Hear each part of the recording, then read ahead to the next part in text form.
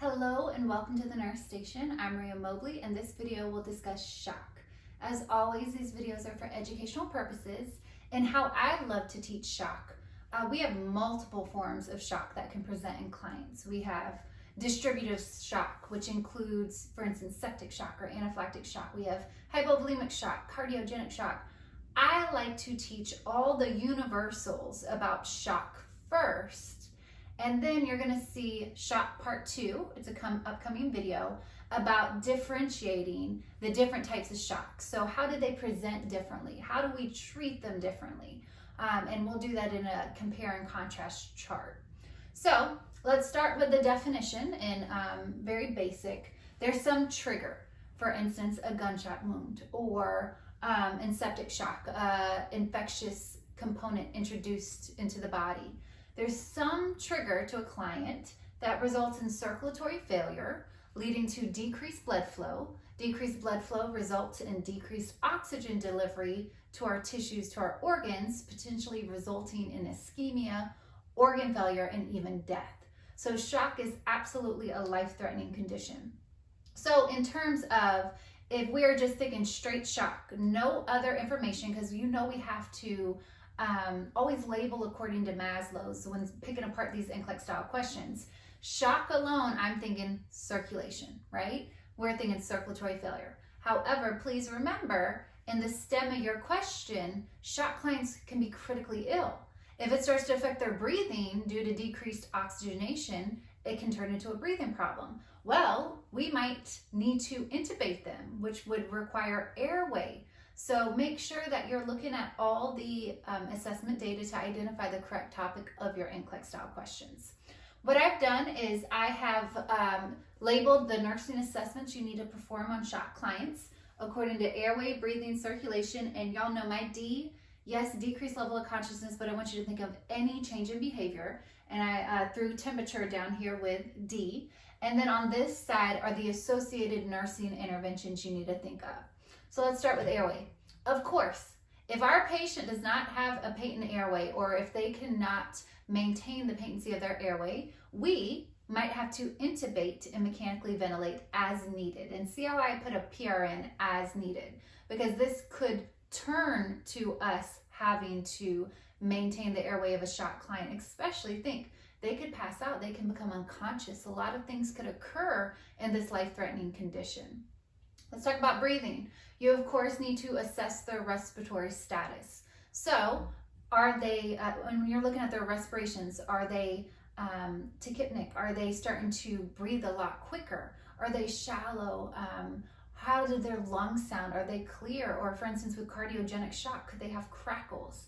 What's their oxygen saturation? We know that there's decreased oxygen delivery in shock. What is their O2 sat? So, in a critically ill client, and of course, in any adult client or any patient, we hope to see O2 sats above 90%.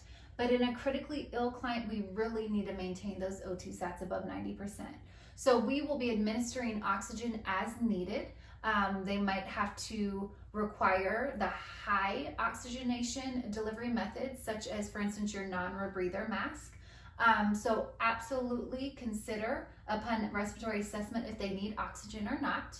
And majority of this lecture is going to focus on circulation because we know shock is circulatory failure.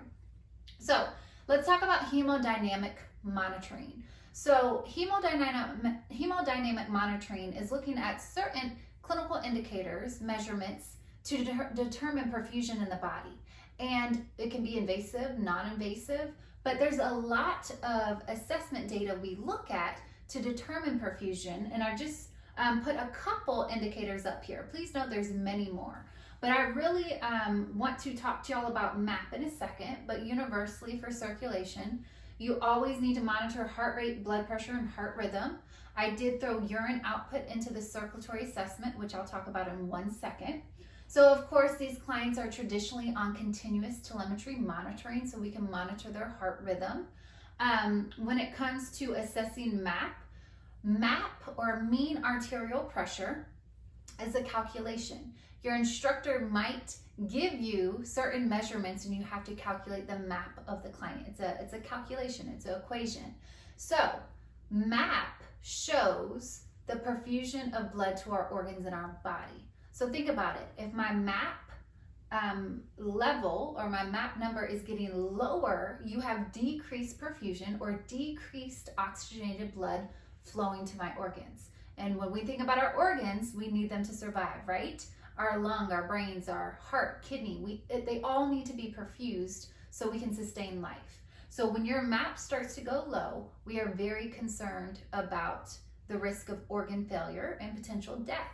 So a potential goal you might see, and just know with a lot of our protocols, our fluid resuscitation protocols, or for instance, septic shock has clearly outlined guidelines and protocols based upon best practice of how do we treat these clients. You might see this goal. Hey, is your MAP greater than or equal to 65 millimeters of mercury? If it's not, give this fluid, give this medication. So MAP is an indicator you need to know related to shock. You could also see other indicators such as maintain the systolic blood pressure above 90 millimeters of mercury. We know we want our volume to be increased. In shock, there's a lot of volume replacement because we know it's circulatory depletion where we want oxygenated blood to be, right? In our vascular system. So we might see a goal of maintaining systolic blood pressure above 90 millimeters of mercury, and look at this urine output goal. Traditionally by now, I know you've heard, especially because we traditionally teach shock in the senior year of nursing, that we need at least 30 mLs of urine per hour. That shows that our kidneys are being perfused. Our kidneys are getting the oxygen it needs to do its job correctly. However, we can go even more detailed. We can create a more unique indicator for that patient based upon its weight. So this is a potential goal you might see. We want a client, for instance, to have greater than or equal to 0.5 mLs per their weight in kilograms every hour. And I'll show you this calculation very quickly. I'm going to erase this and I'm going to change it up a little bit. So I'm going to kind of put parentheses, and we know when it's in parentheses in math, you do it first, and I'm going to change this to a multiplication. So let's say, I'm going to give you an example. Let's say my client weighed 70 kilograms. You take 70 times 0.5, that should be 35. I should know that, right? It's 35. And so for a client weighing 70 kilograms, we want to see at least 35 mLs per hour. That's kind of a more accurate indicator according to their body weight. So you can see this, especially in a critically ill client, a goal of maintaining their urine output at least 0.5 mLs per their kilogram of body weight per hour, okay? Now, other things that fall into circulation, ABGs, arterial blood gases, right? We want to know everything. We want to know, hey, what is their PaCO2? Are they retaining carbon dioxide? How does their PaO2 look, right? Our normal arterial oxygen level is 80 to 100 millimeters of mercury. So if it's dropped less than 80, we need to intervene. We need to make sure that we're oxygenating them appropriately. So we absolutely look at ABG values in our shock clients. We're looking at labs. Let's say, for instance, it's a gunshot wound to the body, and they're coming into the emergency department profusely bleeding. Don't we need to know their hemoglobin and hematocrit? So there's a lot of labs that we look at based upon the type of shock they're in. What if it's cardiogenic shock? What if it was a result of a heart attack? Wouldn't we be looking at troponin levels and all those things related to cardiac assessment? Let's talk about serum lactate, and I kind of put it down here as its own entity. Serum lactate is something you might not have learned a lot about by now, but it's so important in terms of assessing clients in shock, especially septic shock. So let me go into this in a little bit more detail. So I'm going to take you back to A&P. Traditionally, we use aerobic metabolism to get our cells, right, to get the energy we need throughout the day. So remember, aerobic means with oxygen. So let's think about this. This client in shock, whatever type of shock it might be, but especially septic shock, they're really looking at these serum lactate levels. you have decreased blood flow. Therefore, you have decreased oxygen in the body that you can use for metabolism. So the cells can revert, or instead of using aerobic metabolism, they can use anaerobic metabolism. Remember, that is without oxygen because our body needs that energy to survive. So a byproduct of anaerobic metabolism is lactate. So we are concerned when serum lactate levels are starting to increase, because that means our body is relying on anaerobic metabolism, meaning we don't have enough oxygen, so they need to use anaerobic metabolism to get energy. So as a nurse, you should know serum lactate, and again, you'll probably learn about it depending what class you are, more towards the senior end of your nursing program. But if you're seeing increased levels of serum lactate in your patient, you should think, hey, we need to give them more fluid. We need to make sure they're getting perfused or oxygenating, or giving them medications we'll talk about in a second to increase volume within our body. Okay? Now, of course, assessing pulses fall directly into shock, and we're going to get into the compare and contrast. That's why I love to do a part 2. For instance, hypovolemic shock, that gunshot wound. When I am assessing the pulse in my extremity, right, my body is just working to cope and shunt any blood to my vital organs. So think about my periphery, think about my distal pulses. Wouldn't they be weak? Wouldn't they be thready, right? Even my skin, we talk about skin assessment here. Wouldn't your skin feel cool, even clammy?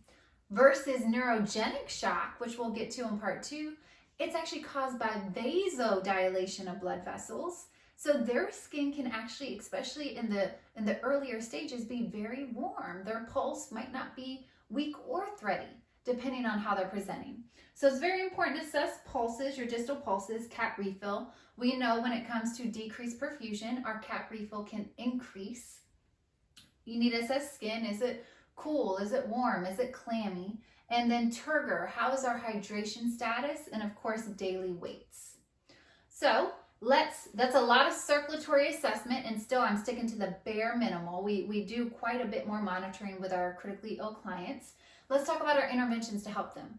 We have circulatory depletion. We do not have perfusion of oxygen going to our tissues and our organs in shock. So we are going to support that circulatory status in a lot of ways.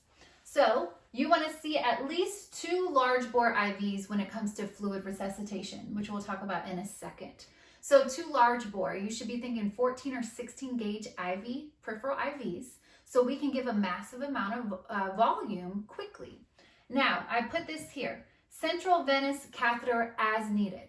So what if we can't get a peripheral IV on this client? We might have to place a central venous catheter. For instance, your subclavian, your interjugular, your IJ. We try to stay away from femoral lines if we can because of their location, but we might have to place these type of lines for fluid resuscitation. I'm going to put a little disclaimer on this. Only as needed. For instance, a cause of septic shock could actually be a line that's in the patient. So in septic shock, if they already have a line that was existing, we need to remove it and get it out because that could be the potential source of infection. So only central venous catheters as needed. Fluid resuscitation. The fluid resuscitation of choice is crystalloids. Oh, I'm running out of room, but I hope you can read that.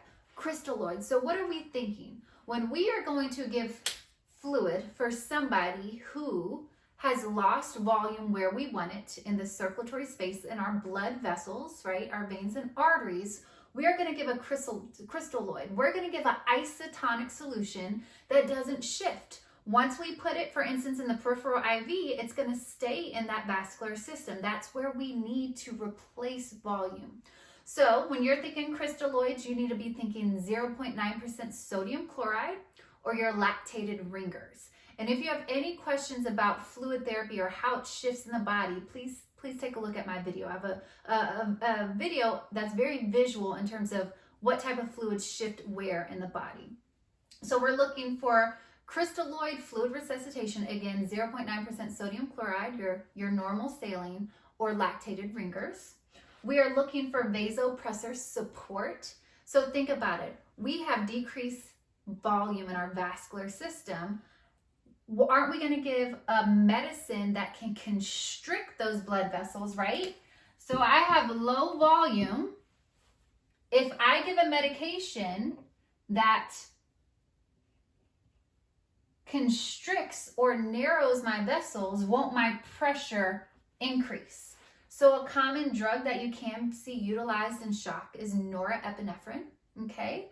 We have shock position, and I want to clarify this. When I came out of nursing school, I would throw somebody in Trendelenburg position in a second if they were hypotensive and things like that. That is not best practice. We shouldn't be placing the head towards the ground with the feet up anymore. I'm going to speak to shock position because you'll absolutely see this in your nursing book. Shock position is when the body is flat and the legs are passively elevated. And they're usually elevated about 8 to 10 inches. So picture the head here and the feet. Y'all know I can't draw there, but that's shock position. And the thought process behind that is we want the peripheral blood not to pool in our distal extremities. We want it by gravity to come back to our trunk and our major organs. So that's the thought process behind it. Again, I have to speak to it. You see shock position in the NCLEX perfect world, and we use it in the real world as well. But I just want to say caution to this. For instance, a trauma patient that could have a potential spinal cord injury, we're not going to place in shock position. So just things to consider. But when it says shock position, this is the actual position. Foley catheter as needed. Again, by now, again, I'm assuming y'all are more in your senior year. We should understand we only place catheters at absolutely last resort. We know when we place a Foley catheter, it increases that patient's risk of infection, okay? But to get strict urine output, to get hourly urine output measurements and making sure we are getting accurate readings of urine output per hour, we need that Foley catheter placed. So an actual appropriate indicator for Foley catheter placement is strict output management or monitoring in the critically ill client.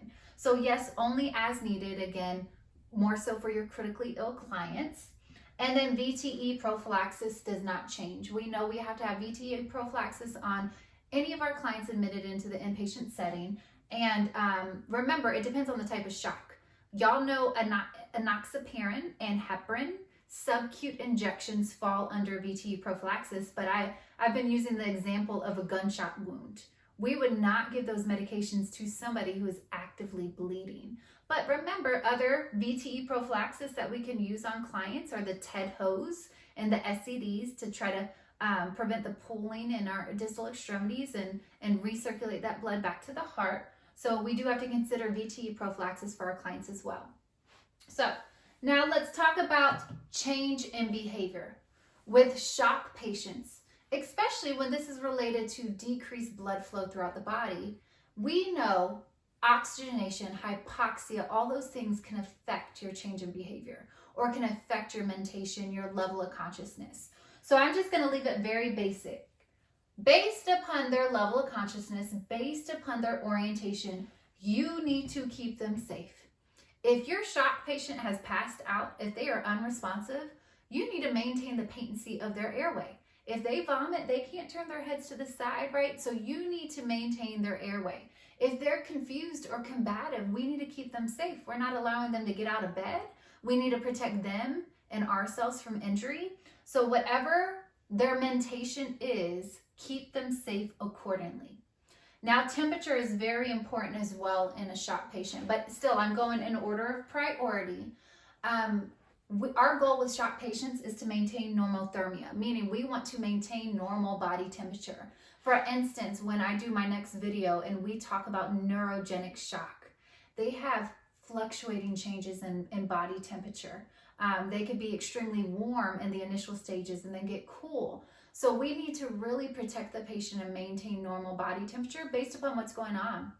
If they're extremely cool, we can do slow rewarming measures, even if it comes down to a warm blanket, but we need to maintain their body temperature as normal, normothermia. So again, I hope this helps. This is kind of a universal implication for all shock patients. Remember, assess according to Maslow's and then act appropriately. Also remember in the stem of your question, if it's only showing you a circulation problem, please don't try to find another problem. Pick a circulation answer, pick a circulation intervention, okay? So whatever it's trying to show you, based upon Maslow's, you need to pick an intervention that matches, okay? And also be on the lookout for part 2. We will work together to differentiate, compare and contrast all the different types of shock. So as always, we are better together. I hope this helped. Y'all take care.